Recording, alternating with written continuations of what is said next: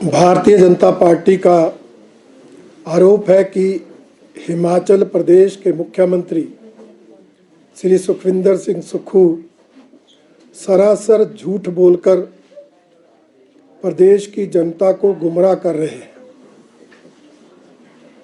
Bharatiya Janata party के विधायक दल ने पिछले कल और आज होने वाली योजना बैठकों का बहिष्कार किया, क्योंकि पिछले 2 साल से विधायक प्राथमिकता के अंतर्गत दी गई स्कीमों को नाबार्ड से जो भारतीय जनता पार्टी के विधायकों के विधानसभा क्षेत्र हैं उनकी स्कीमों के लिए नहीं दिया जा रहा था। परंतु मुख्यमंत्री महोदय ने कल मीडिया के माध्यम से जो आंकड़े रखे कि भारतीय जनता पार्टी के विधायकों के विधानसभा क्षेत्रों में इन 2 सालों में इतनी धनराशि स्वीकृत हुई है, वो तथ्यों से पूरी तरह परे है। उन्होंने कहा सराज विधानसभा क्षेत्र में 2 सालों में 50 करोड़, नैना देवी जी विधानसभा क्षेत्र में 124 करोड़, करसोग में 127 करोड़, सुंदरनगर में 82 करोड़, नाचन में 45 करोड़, जोगिंदरनगर में 50 करोड़ और मंडी में 73 करोड़, ऐसे अनेक विधानसभा क्षेत्रों के, यहाँ तक कि जसमा परागपुर के तो 173 करोड़ का आंकड़ा दे दिया, जबकि सच्चाई से इन आंकड़ों का कोई वास्ता नहीं है। हमारे विधानसभा क्षेत्रों में 2 सालों से कोई स्कीम स्वीकृत नहीं हो रही। जो हमने विधायक प्राथमिकता में स्कीमें दी हैं उनकी अभी या तो डीपीआर नहीं बनी, अगर डीपीआर बनी तो वो भी प्लानिंग के पास है, और अगर कोई नाबार्ड में पहुंची है तो उसको कोई धनराशि स्वीकृत नहीं हुई। यहां तक कि 2 साल से पहले की भी जो विधायक प्राथमिकता की स्कीमें नाबार्ड में गई हुई हैं उनके लिए भी हमारे विधानसभा क्षेत्र की स्कीमों को धनराशि स्वीकृत नहीं हो रही। कारण ये है कि मुख्यमंत्री श्री सुखविंदर सिंह सुक्खू जी ने सत्ता में आने के बाद नाबार्ड द्वारा स्वीकृत स्कीमों के पैमाने बदल दिए। पहले ये परंपरा थी कि जो स्कीम पहले जाती थी उसको पहले स्वीकृत किया जाता था। मान लो लोक निर्माण विभाग के माध्यम से जो सड़कों पुलों की स्कीमें जिस क्रम में जाती थी उसी क्रम में स्वीकार होती थी। जल शक्ति विभाग के हेड में उसकी स्कीमें उसी क्रम में स्वीकार होती थी। परंतु वर्तमान मुख्यमंत्री महोदय नाबार्ड की मीटिंग से पहले एक पत्र लिखते हैं और उन विधायक प्राथमिकताओं को रीप्रायोरिटाइज करते हैं, उसकी दोबारा प्राथमिकता देते हैं, दोबारा लिस्ट देते हैं, और उस लिस्ट में सिर्फ कांग्रेस पार्टी के विधायकों के विधानसभा क्षेत्रों की ही स्कीमें होती हैं। पार्टी का आरोप है कि वर्तमान कांग्रेस सरकार के इस कार्यकाल में हिमाचल प्रदेश आर्थिक दिवालियेपन के कगार पर पहुंच गया है। 30,000 करोड़ का कर्जा लेने के बावजूद पिछले 2 सालों में केंद्र से 26,300 करोड़ से ज्यादा केंद्रीय सहायता और अनुदान के रूप में मिली धनराशि के बावजूद, और पिछले 2 सालों में केंद्रीय करों में 18,600 करोड़ की आर्थिक सहायता मिलने के बावजूद आज हिमाचल प्रदेश का खजाना खाली है।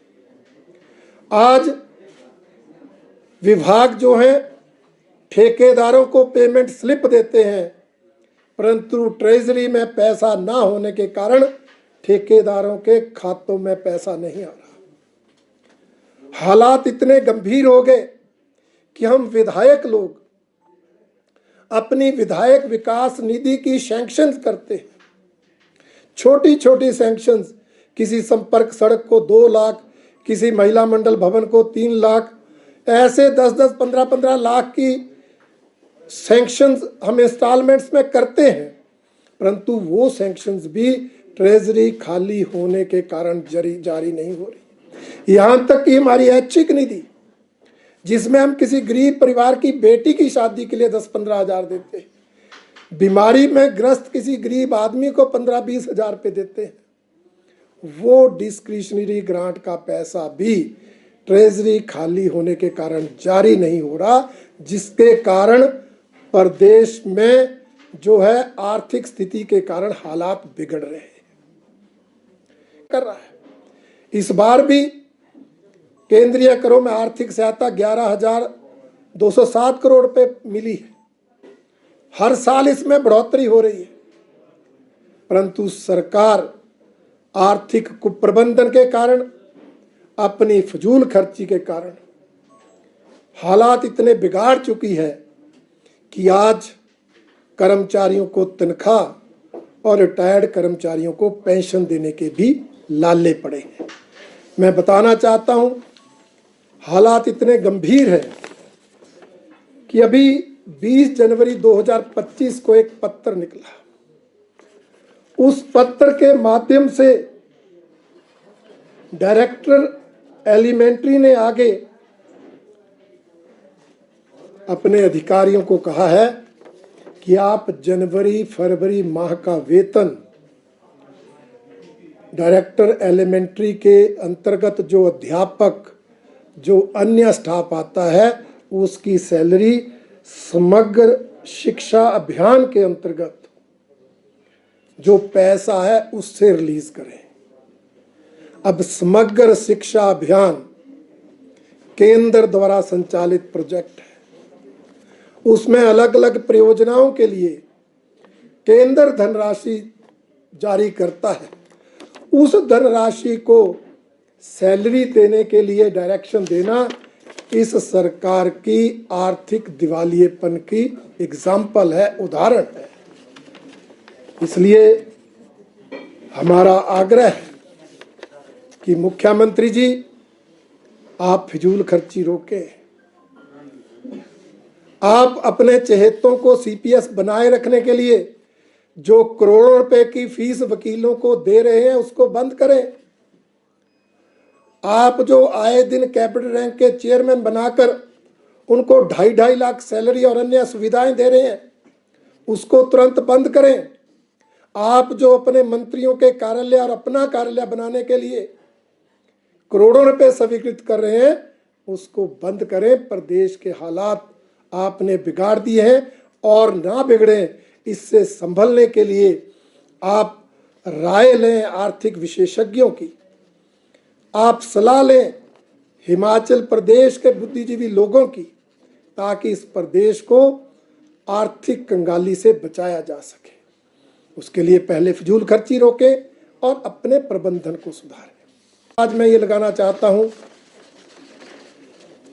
कि 31 जनवरी को हिमाचल प्रदेश विधानसभा के सचिवालय ने 2 अलग अलग अधिसूचनाएं जारी करके 14 लोगों को नियुक्तियां दी, 14 पदों की भर्ती की। और अगर आप इन नामों पर जाएंगे तो इसमें से 5 नियुक्तियां तो विधानसभा अध्यक्ष महोदय के विधानसभा क्षेत्र की हैं, जिला चंबा की। 5 ही नियुक्तियां हमीरपुर से हैं, मुख्यमंत्री जी के विधानसभा क्षेत्र से।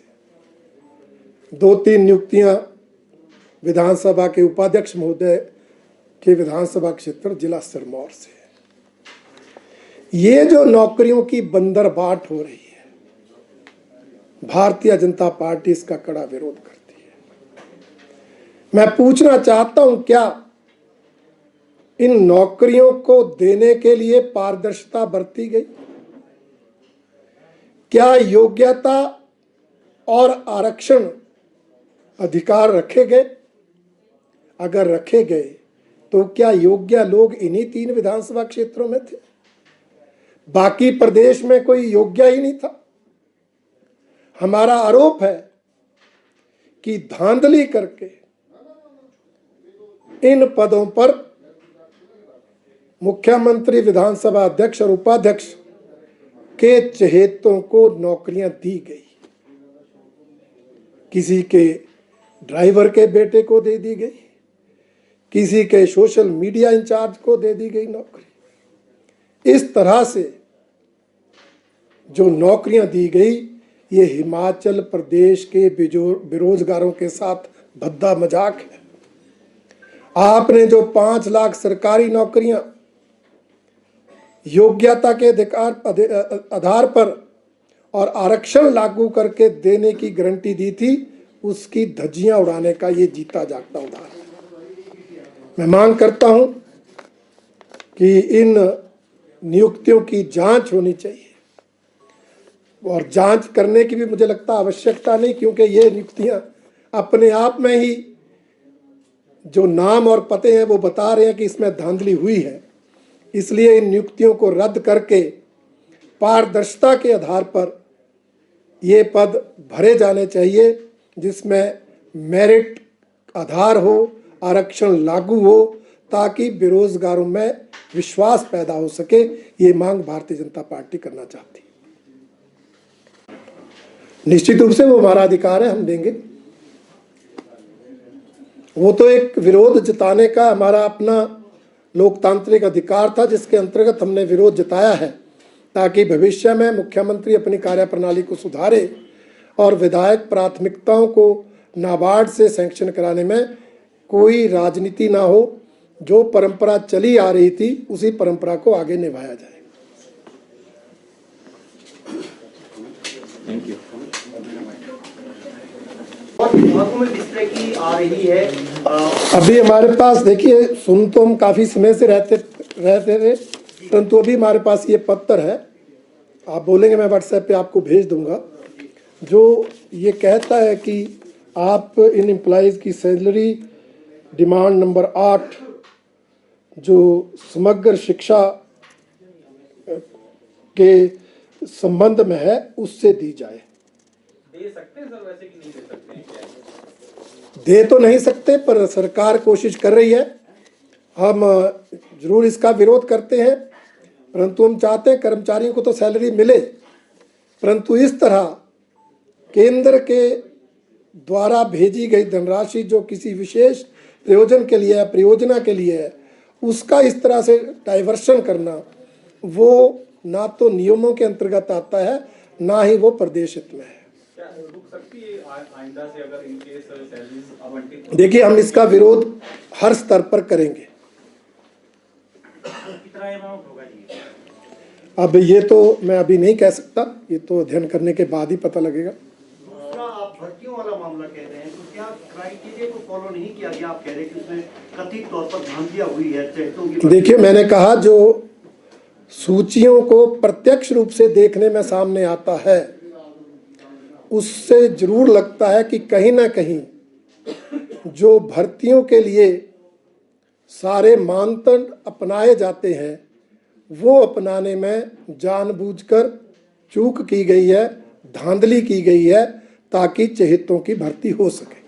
मांग क्या है सर भाजपा की, किस एजेंसी से? क्योंकि विधानसभा हमने कहा इन नियुक्तियों को रद्द कर, एडवर्टाइज कर, पूरे समाचार पत्रों में एडवर्टाइज की जाए, रिटर्न टेस्ट लिया जाए, उसमें मेरिट आधार बनाकर आरक्षण रिजर्वेशन को लागू करके तब इन नियुक्तियों की भर्ती हो।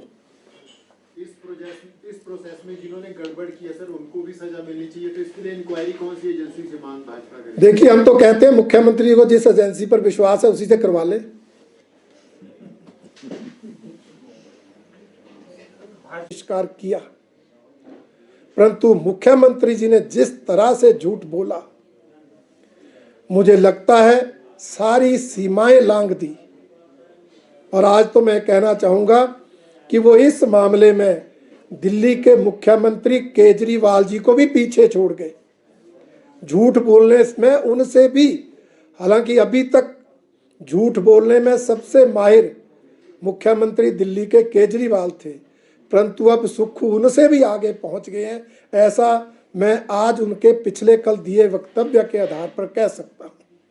भारतीय जनता पार्टी इसकी कड़ी निंदा करती है और मुख्यमंत्री जी से आग्रह करती है कि वो या तो अपने दिए हुए आंकड़ों के सबूत दें, हमें बताएं 2 साल में क्या हमारे विधानसभा क्षेत्र में इतनी इतनी धनराशि स्वीकृत हुई, अन्यथा वो इस बयान को वापस लें, क्योंकि इस बयान से जनता भ्रमित हुई है, मुख्यमंत्री पद के गरिमा को ठेस पहुंची है और हम विधायकों का अपमान इससे हुआ है।